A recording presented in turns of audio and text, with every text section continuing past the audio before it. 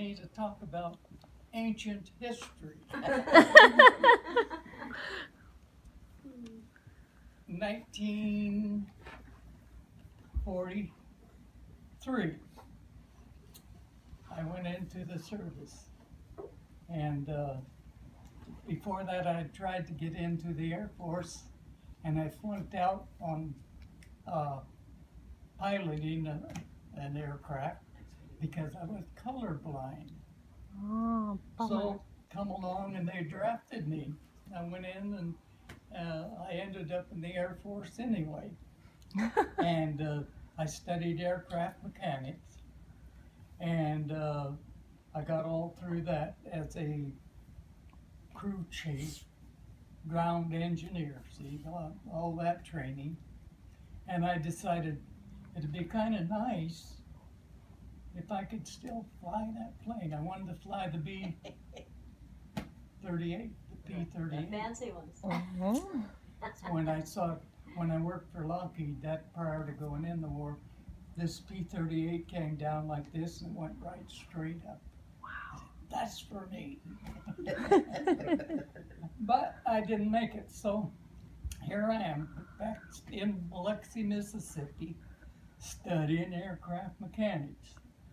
And one day we took exams, went through the color test and all, and I walked around it, wrote in normal. Guess what? They sent me off to Harlingen, Texas to train as a flight engineer. Wow. I had all background in mechanics, and so now I needed to train in gunnery and a few other things. I went through the training down there, and they sent me to Biloxi, Detroit, not Detroit, but the Ford Willow Run plant. They had a camp up there, and the B-24 was being built on the Ford assembly line. Boy, they turned them out like hotcakes. This is the B-24. Okay, guys, let's pass this around. Here, JP, you want to see? It's a 4-engine, heavy bomber. Hold it. And didn't get much publicity because the B-17 always got the publicity. We carried the bombs and they got the publicity. We could carry almost twice the load of the B-17. Wow. And we could go faster and higher. But they were there a month, I think, before the B-24 ever got into, I'm talking about European war. Anyhow, went through all that training, and they shipped me out to San Francisco, and I thought, here I go, I'm going to the South Pacific. Didn't happen. They wanted 4 crews as replacements in the European theater of operation, ETO. And so here we went, the 4 crews, 10 men each. I missed a little bit all the training in Tonopah and everything. When I was in Tonopah, very different there. 10 aircraft went down, crashed, all men wiped out. That's 100 just in training. Wow. It was because of the sand and all that mess up the engines and the greenhorn pilots. And we got through with that, and then we went to San Francisco. And then they shipped us clear back across country by train to Boston. Wow. And from there we got on a boat and went to, what's the name where the beaters came from? Liverpool. Oh. Liverpool? Yeah. Yeah. That's where we landed. And the first impression I got were all these chimneys on everything. I thought, what's that? They didn't have central heating. They had chimneys for every room. Fireplace. Anyway, we took all of our helmets, which had been issued, threw them overboard. It was a thing to do. We were Air Force, we didn't need them. Wow. As it turned out, it wouldn't, you know, we didn't. It was just a big old heavy steel helmet. But if you go in Liverpool Harbor, you'll find them. So then we went through some training there, and finally I ended up being assigned to, what was it, the 428th.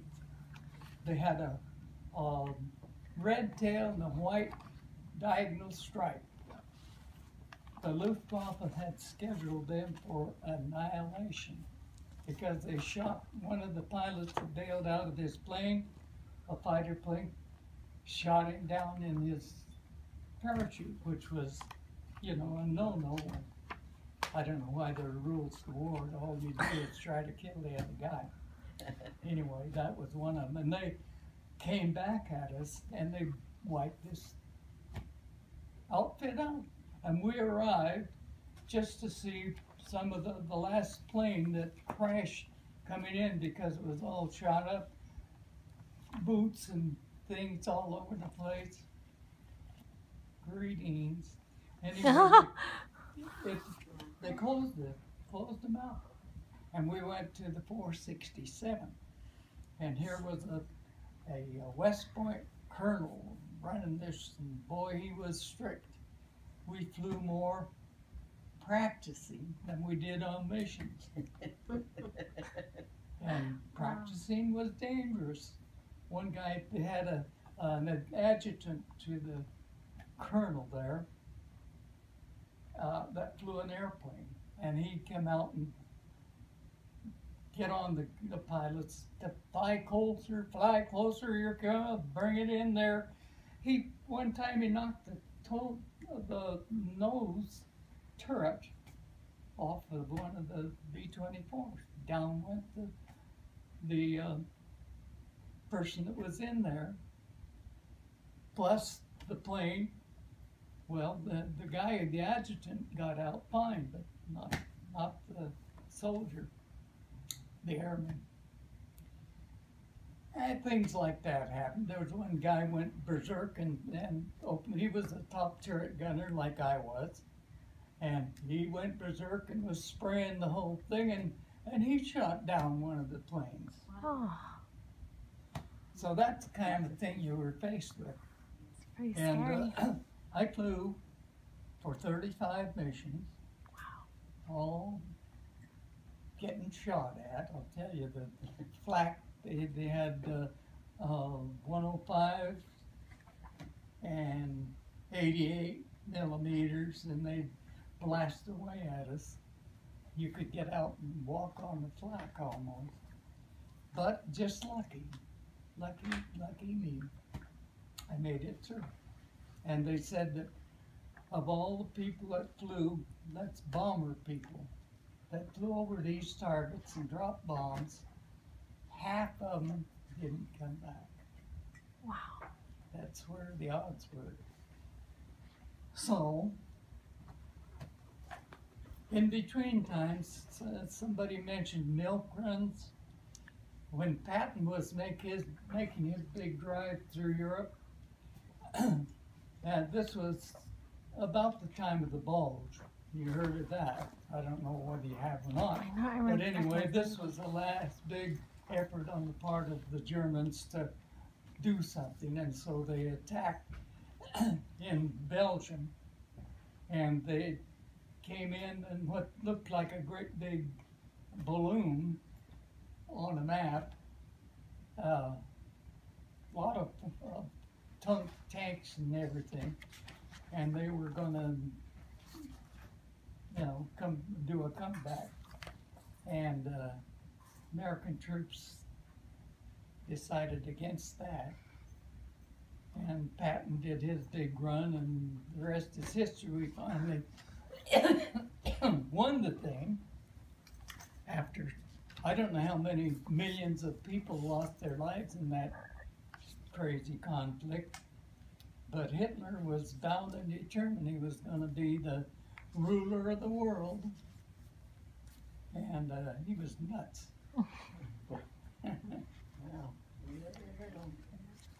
But anyway, on the milk runs, what we did for exercise, you know, they had these 5-gallon cans of gasoline. That's what they used in the Jeeps and the tanks and whatnot, standard. And so they had us put a plywood floor in the bomb section, bomb bay, and hook these cans stacked up on top of each other to the bomb racks, but not very stable. And we flew those in as close as we could get to Patton's troops, and had an airfield over there, sort of, had ruts and everything in it. We blew a tire, had to stay overnight. Some French family close by took us in, and we went upstairs into a loft area. The enlisted men, there were the radio operator and myself, and all we had was pilot, co-pilot. Everybody didn't have to fly because we weren't gunning for the enemy, you know. And but I slept on feather beds, top and bottom. Wow. Never heard of it, but it was really something. And they had a fireplace type of place where they did their cooking, like early American, you know. Wow. And anyway, they were most generous. We enjoyed that little bit. Anyway, we flew about 4 different, what we call milk runs. We didn't get any credit for them. Pretty dangerous because of the terrain situation. And one spark and boom, you're all that gasoline. But anyway, we got through that. What about that last one, that last volunteer flight that you did? After I got through with all my missions, I volunteered to act as a flight instructor for flight engineers, so they'd know how to transfer gas and adjust the engines and do whatever else we did, you know, a multitude. And so they had a plane that had no guns. It was stripped of all of its guns, and it was polka dot red and yellow, and stick out like a sore thumb. And we'd fly up and go over into France. By that time, we had pretty much good control of that area. And then all the planes would come and form on us. Once they got their formation set, we went back to our base. And this one time, an instructor pilot also flew along to check out the pilots. And he wanted to see how high that thing would go. It was light, no guns in it, so he started when we went. We must have got up to 35,000 feet, which was for a B-24 way too high. And anyway, we came back down, and guess what? We came in over the coast of England, the White Cliffs of Dover, and they opened up on us with everything they could do. 40 millimeters, knocked out number 3 engine. Oh my gosh. And we wheeled back out to sea. But the navigator, who was supposed to know what he's doing, being checked out by an instructor, took us in the wrong place.